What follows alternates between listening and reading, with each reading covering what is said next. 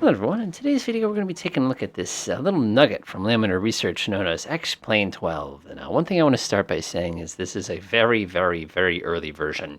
I think this is literally X-Plane 12.00 Beta 2. So some things we might see might be different from by the time you see the video. But what I wanted to do today is just kind of give it a spin and kind of get my overall feels for it. Now the reason I'm picking the Cessna 172 here for this purpose is because I have quite a bit of real-world time in this plane. So it'd be interesting to compare the real-world version from my perception of what the simulator version is going to be. So let's get started. First things first though. Wow, there's quite a few Cessna 172s here at Hartford-Brainerd Airport. There are a few in the real world, don't get me wrong, but whew, there's a few. All right, let's get started. All right, so first things first, Cessna 172, taking a basic look around here. Graphically, 2013. About what we expect. Again, this will be improved with time, I'm sure of it. Looking at the rest of it, I've got no danglies hanging off the key here, which, I don't know, disappoints me a little bit. I've got like in the real world. But, this feels pretty much what we saw in X-Plane 11, which checks out because this is not what they've been spending all their time and effort on. And like I said, we'll play with some of the other stuff a little later on. So we're going to take a real short flight and just kind of get a feel for this plane here. So let's go ahead and get the sucker started here. We're going to go ahead and do it the wrong way, and we'll see if the plane tolerates my shenanigans. I'll go ahead and set that. Clear prop. Let's go give it a try. Service. Oh, yeah. Give me a 172 in the real world that starts that easy, and I'd be very impressed. Nice. We get that little warning there. I like how there's no autopilot on button on this particular version, which is okay. I'm turning my volume down so I can hear myself think here. All right, so it's pretty smooth. I'm just sitting here on the runway. I'm not moving that much. If I pull the stick back, I expect the nose of the plane to lift. Okay, it does a little bit. If I crouch, okay, that's not terrible. One thing I'm impressed with already is the throttle is the right amount of responsive. The real plane needs no effort in order to get the throttle to work. So not too bad. Not too bad at all. All right, let's go ahead and get this bucket rolling here. All right, let's go ahead and do a brake test. Oh, yeah. Now, those are Cessna brakes. You see how the entire suspension just took a wicked dive there? That's exactly what I'd expect from an aircraft like this. I'm actually turn myself down even more here. Perfect. Okay, so if I... Oh, that's... Whoa, okay. So it seems like if you hit the rudder pedal all the way over, kicks in the brakes on that side, that's nice and not nice at the same time. That's probably going to kill me in an accident at some point, but we'll find out. So let's go ahead and make my way over to the runway itself. Like I said, nice and easy. This is Hartford-Brainerd. I'll go ahead and take a quick little snap look around here. It's about what I expect. You know, it's missing like all the buildings over here on my left. Like there's a hangar, of course, but it doesn't look like that. That's okay. The taxiways are named correctly. Yes. Point definitely in this category here. Whoa, these are funky brakes. All right, this is a suspension thing, but that's all right. I'm going to go come up here. We'll go ahead and run the through a super fast little run up just to kind of see what it does compared to the real one. So far, the weirdness on the ground, I mean, I like the auto braking, but at the same time, it's almost too aggressive. All right, we'll sneak up right here. Go ahead and hit the brakes. Whoa, look at how much dive this plane has. We need some anti-dive technology built into this thing. All right, let's quickly run through the motions here. Ooh, I like that. Yeah, nice and responsive, easy to control throttle. It did not take like 30 seconds of fitzing to get it exactly the RPM I want. Just like the real plane. All right, down to right. Looks good. Come down to left. Actually, I got that reversed, but that's okay. Looks good. No carb heat on this one. Let's pull the throttle back. Engine going to cut out. No, but one thing that the real one doesn't do is, honestly, I've never seen it idle that low. It always idles right around 700 or more, especially if it's cold outside. It idles actually really, really high, even with the throttle all the way out. All right, we'll go ahead and pop a notch of flaps there. We'll make sure we have takeoff trim set. Everything else is looking pretty darn good. So let's go ahead and get myself running over the runway here.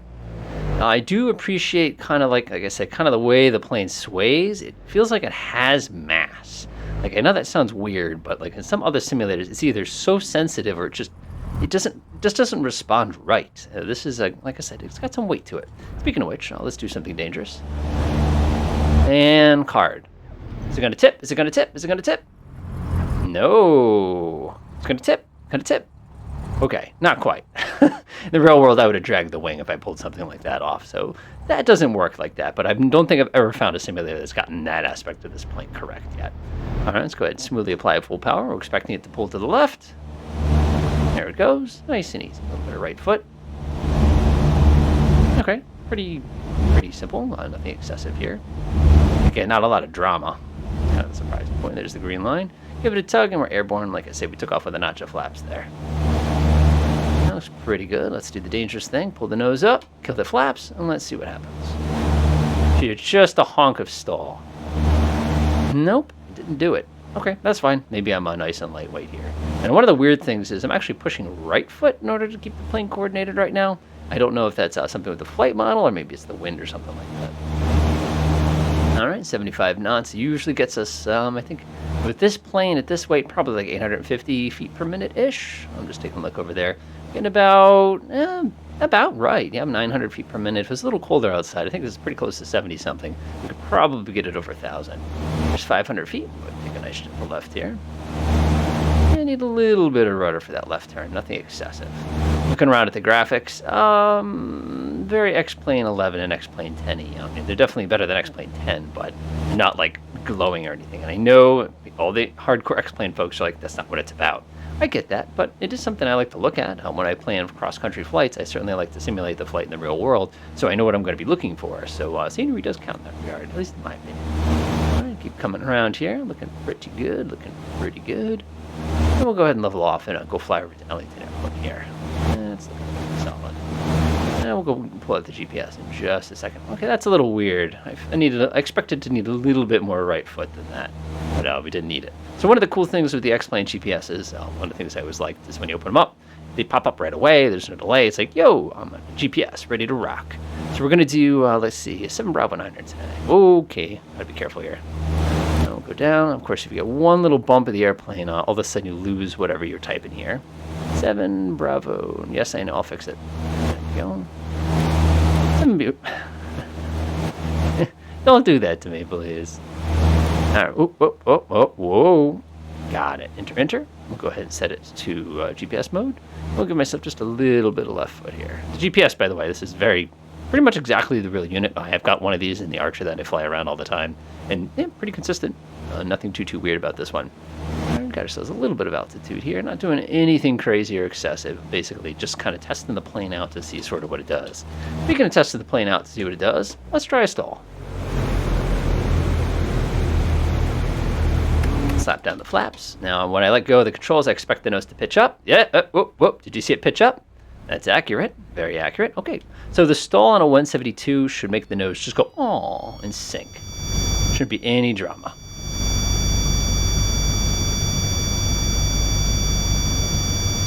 Yeah, basically.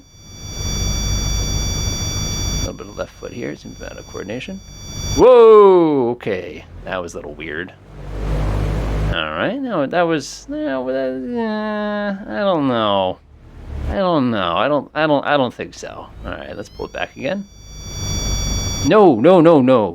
That's not correct. A 172, at least the ones I fly, never do that unless you go like this with your right foot. Speaking of right foot, let's test that theory. Good, pull the nose up, full power, departure stall, and we'll go right into a spin. Throttle.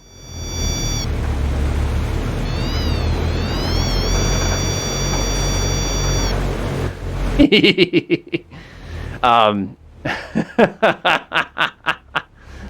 love that. Well, that's broken. Interesting. Okay. So in a spin, it feels like a spin. The real 172, if you get, oh man, that thing is borked. Can I get it out? I don't think I can snap it back in. There it goes. No, it's pretty stuck still. Come on. Nope, I broke the attitude indicator. I love the fact that did that. That's exactly what happens when you do things like that. So that was awesome. I'm so glad I did that and tested that because that put such a smile on my face because that's what the attitude indicator would do. So nice touch. Now I don't have an attitude indicator for the remainder of this flight. Shoot. Thoughts on the spin?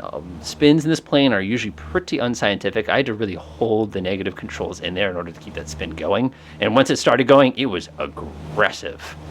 Pretty much what I typically expect with a 172 as far as the spin goes. The stall, though, is still not quite right. And that's something that I haven't seen done well in a flight sim yet. When you stall these planes, it usually goes, oh. I mean, obviously it's bonk, like that. Like that's what it feels like when you stall them. So I'm not 100% sure why they modeled it that way. Maybe it's something they're still working on. Maybe it's something to do with the wind. I don't know, but it just doesn't do that. So other things we want to go ahead and try out is we're going to test a landing here. But before we test a landing, let's see if we can get anything on the radio here.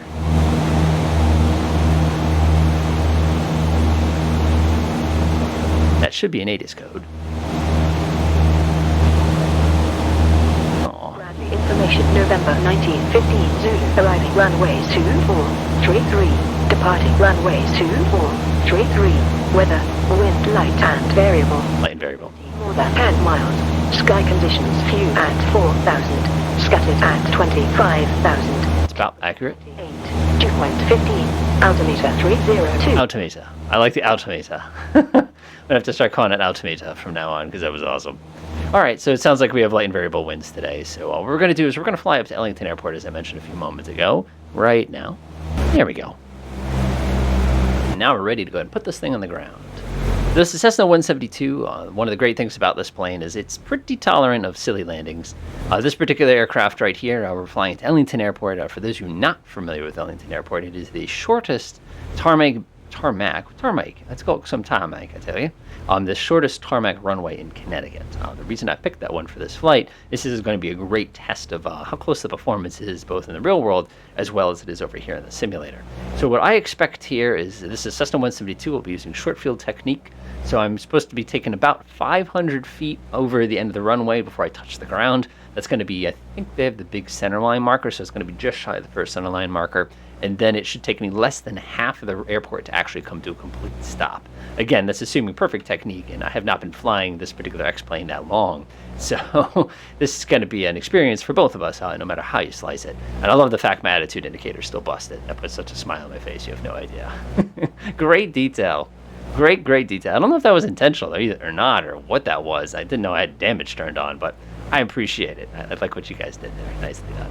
All right, there's my lovely runway. There's not a lot to that runway. It's about 1,800 feet. We don't need 1,800 feet. They need to work on their terrain a little bit here. Not that it's bad, but that's just not what it looks like here. But that's okay. All right, let's go ahead and pop some flaps down.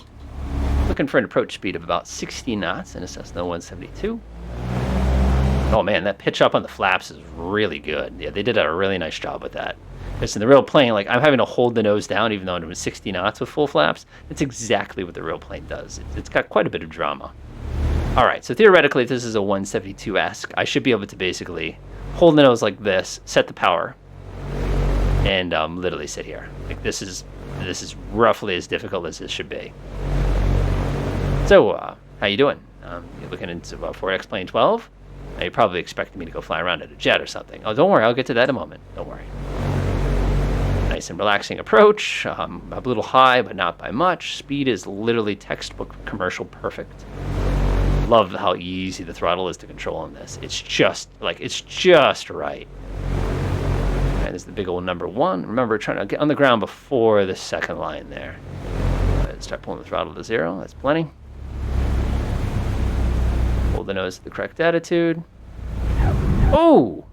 Apparently that was a little bit lower than I expected. And also, where the heck was my ground effect? Oh, listen. Look at that. I can actually trip the tires. Wow, that's a simulator first, being able to actually trip the tires. Wow. Interesting. I did not get a lot of ground effect foo there. I was actually kind of surprised by that. The plane kind of stopped flying. I think my head height is like not what I normally have it, because I guess I had less ground underneath me than I thought. That might also be a field of view thing I got to fix with a little bit. Yeah, where was I don't know. I just slowed down really, really fast there, and that was just my own bad thing there. Not too bad of an approach, but what I'm really curious about, though,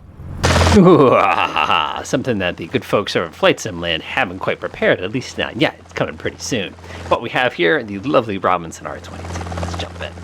Oh man, helicopters. I am not what they'd be considered a rotor head, and this is the first time I'm taking this one out in a different flight simulator, so it'll be interesting. My last experience with an R-22 not being in the real world, I actually do have time in this helicopter in the real world, but for this particular case, we're going to be interested in just what's it like in the sim itself. So let's try it. So the first things first is you got to remember next plane that this is reversed. Anything you did for your throttle is now backwards to this right now, which I don't know why they did it that way, but I guess they're just messing with me. Oh boy. Whoa, that's sensitive. Woo! Wow. That's not messing around sensitive right there. Of course, it's a little gusty today, so that makes it a little interesting. Ooh, Now that's what a helicopter is supposed to feel like. I like that. Ooh. Oh man, this is ooh, that's twitchy. That's twitchy. I like it though because it has a little bit of inertia to it. So like when it does start to twitch on you, there's that half a second, not even, well, obviously it's not half a second, a lot less than that. There's a little tiny moment you get when it starts to run away on you that you can kind of like feel it to start to pick up speed. And it's very intuitive as far as how to chase after it. But let's just do my little hover taxi here over to our runway. And then we'll go ahead and do a little one of these. Again, I just have to release pressure on my foot here. Whoa, yeah. Oh yeah, that's a helicopter. Oh man, I miss flying helicopters so much. Go ahead and do our traditional little takeoff here. Nothing too excessive. And that's what it does. Translational lift, and I'm on my way. Nice. Oh man, this is, I like this. This is cool. Oh yeah, it's nice and damp too. Like if I move the controls really aggressively like I am right now, it takes just a little tiny bit of time before it kicks in here. Whoa, if you wonder, my camera just glitched there. I tried to bind the viewing keys to something other than the defaults, and oh, this is what it's like. It's not bad, it's just a little touchy. Okay, I can work with this. These are supposed to be cornfields, but that's all right. Nice. Okay, I found something I like. I found something I really enjoy. I really wish we had something like this over in regular Flight Sim, or Microsoft Flight Sim 2020, I should say. But this is cool. I like having a little helicopter. I wonder what other toys they have here. Oh, you thought I was going to go open up a 737. No. You can't add an F-14 without me going, ooh, an F-14. Well, let's see what this is like. Ooh. So first thing I want to see in an F-14 is climb into the backseat. Ooh, getting stuck here. Oh, let me climb in the back. Aww. Aww. Oh, well. Oh, is this like a thing with my... Oh, I was hoping that would work. Oh, well. All right, this is pretty cool. Looks pretty convincing here. I got some AWL. Oh, look at that little ILS thing here. Nice. I'll take it. I have manual mode here. TACAN mode. Okay, cool. Oh, do we have TACAN? We do. 27 X-ray. I don't know who 27 X-ray is, so I'd have to go play with it.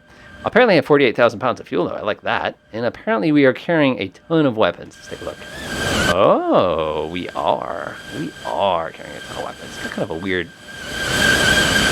I don't know, it's just got kind of a sound to it. That's okay. I'm guessing most of this does not work. No. Oh, well. Let's see here. Is there any like fun buttons? TAC, EW, none of that works apparently. Let me try the menu button maybe? These work? Oh, there we go. We'll go back to menu. Can I press nav? Can I press iris? TCS, DD, TID, HUD, checklist. Oh, okay. We have OBC. Not bad. We have like an engine page or something like that. We got a recon page. Okay. I'm guessing most of this is not going to... Oh, there's an HSD. Okay. We're saved. I got an HSD. Nothing bad's going to happen. Okay, cool. Well, let's go ahead and bring this thing onto the runway. One thing I appreciate right away, I just kind of, when I hit the brakes, see how the whole plane goes like that? That's cool. DCS does the same thing. Some other flight sims don't quite get how the planes themselves, they have weight and they have shock absorbers and it sucks up energy. All right, let's come sneak over here. Good old runway 20 up here at Barnes Air Force Base. This should be pretty. Oh, yeah, that's a familiar sensation. I really wish they had the rudder axis, or I should say the brake axis, as one combined axis so I could actually use my flappy paddle. Yeah. That looks a little weird, but let's go. All right, 60, 70, 80. I had to try it. You know I had to try it. All right, so we should be able to get airborne right about there. Gear up. All right. Okay, I've got a master caution warning. It's not my fault. What does that say? Nose wheel steering engaged. Oop, I have to go find the button to disable that because we don't need that right now. All right. Oh, that is the world's least sensitive F-14. Not a bad thing. It may be also because I'm incredibly loaded with weapons here. Let's kick the fires a little bit here. One of the things I'm really appreciating also about this X-Plane 12 is the trim is really good. Like, very, very easy to use. All right, that puts us up to 0.7. That puts us up to 0.8. Puts us up to 0.8's plenty. Full roll. That was good. I like that. Also, I think I just bled out the nose for a second there. Let's try to put a little bit of positive G's on it. All right, not bad. Let me pull back too much. Oh, that feels good. I think I'm going to take a nap. You know what? Whoa, I'm awake. Why am I upside down? Cool. Cool. I also like the reduced speed warning there on the front. This is definitely a D model of the F-14 family. Let's get those wings to tuck in. I shouldn't be smoking, although I think that's this. Yeah, that effect might be a little over-exaggerated. Looks like I'm on fire. If I don't touch my controls, I'm still smoking. All right, let's touch my controls here. That's just a little excessive. All right, okay, I see what you guys did. Now, let's try putting this thing on the ground. Alrighty then. So first things first, let's go ahead and get the plane nice and dirty. Dirty airplane. We'll go ahead and activate everything else we're going to need. Flaps. We're not going to get to use the hook. We could do the carrier landing if I wanted to embarrass myself a little bit more, but I'm not going to do the carrier landing. One thing I can tell you about DCS's version of the F-14 is it has a weird, not twitchiness to it, but like tough to control sensitivity. So like when you're coming in for a landing, like even if the wind is completely zero, you're still going to feel like you're kind of like doing one of these things like the entire flight. There's just something about its nature of this plane. It's so much. You also have to be very, very careful with how you coordinate the controls on it. It gets a little sensitive. One of the problems we have is we are still carrying a lot of fuel right now. Even though it says I have 31,000 fuel now, it's still way more than this thing could ever carry. I wonder if that's just a visual glitch or something like that. Okay, getting a little slow here. All right, flaps are set. Need to come up just a teeny tiny bit here. I like the little flashing attitude indicator there. There we go. That's better. Should just be able to kind of pull the throttle back a little bit. Like I shouldn't have to like work it. Definitely have a wind. I feel myself tightening up here. I'm definitely way off the corner of the runway here. Good old crosswind landings with an airplane I've never flown in this simulator before. Not bad, not bad. F-14, you just kind of slam into the deck there. Ooh, a little wide. Ground effect, save me, ground effect, save me. That right wing down there. And we're here. Oh, that wasn't so bad. That's better than one on the one side. Oh, don't hit the brakes. Okay, that's a little sensitive. Hey guys, okay, I'm holding the brakes gently. I really, really wish they had one axis for brakes. I know that's an X-plane thing, but it'd be kind of nice. All right, let's talk about my observations. First things first, I don't fly an F-14 in the real world, so I can't tell you. I can say the Robinson, the R-22, that was pretty sensitive, which is good. The 172, a couple things with the stall didn't quite feel right. The approach, like there was a real lack of ground effect for some reason. Performance-wise, all the numbers are pretty much. Modeling, graphics-wise, I've got everything jacked up pretty high because I have a pretty powerful system here. And it feels like X-Plane 10. I mean, it looks nice, don't get me wrong. It's pretty and all, and the lighting's good, and clouds, you can take a look at yourself, kind of a thing like that. I like this plane. I can't wait to try it out in VR. I've heard some interesting things about the VR performance, so it'll be kind of interesting. If you're asking for like some kind of verdict or something like that, I would say that if you have X-Plane 11 and it's like really up to date and everything's good, as you can see, this isn't a huge jump yet. I'm sure with a little bit of development time, you're going to see some amazing things come out of here, especially if they've been talking about with the weather, which could probably swing the need to upgrade if you are on 11. For those of you who are Microsoft Flight Simulator fans, the big difference over here is everything seems to be a lot more sensitive. Not in a bad way, sensitive in the more realistic way, in my opinion. You also, airplane variety-wise, I love the fact you get all these things out of the box. You also love the fact they're actually well equipped for this. Performance-wise, it feels better than X-Plane 11, which I don't know if that's a good thing. I don't know if it's a bad thing. It just feels a little bit better than X-Plane 11. And the airports, they actually have the correct named, taxiways, which I really appreciate. Also, I'm at idle and I'm accelerating. You gotta love this plane. It's such a truck. The suspension has been very interesting, as you can kind of see from my little demonstrations earlier. That feels a lot more authentic. It's more what I expect these airplanes to feel like. But again, it needs to be played with a little bit to kind of go. So is this a day one? Probably not, unless you got to have the latest and greatest kind of a thing. Is it something to keep an eye on? I absolutely believe so. Am I going to fly this some more? Sure. I think there's a lot of really cool airplanes in here that I'd love to build some videos on. But other than that, enjoy.